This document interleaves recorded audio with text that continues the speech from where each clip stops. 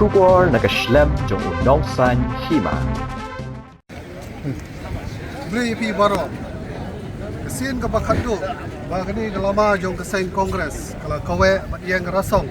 Hang ni Patura Parliamentary Constituency hak election MP kedai House Nam Syajar kedai Spa kedai Popra akapor mulit perlu agatok sangma mulai pun buat job na kedai ke constituency.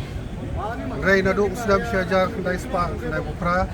kesain kongres Komisi Malak berkaitan isu hak election MP but ditang perlu agatok sangma lagi kun jong job ya kedai election. Rai minta ke sifat sesisin lama jong kesain kongres kelayang rasong ban kawe ha kadi ketua parliamentary constituency nomor adin ketua depor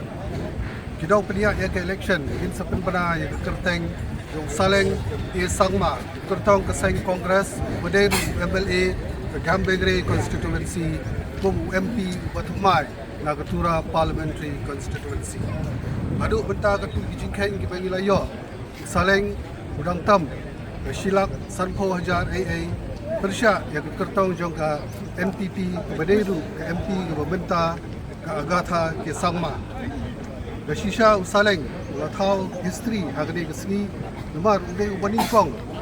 na pedeng kiriu sain partai ki belala lim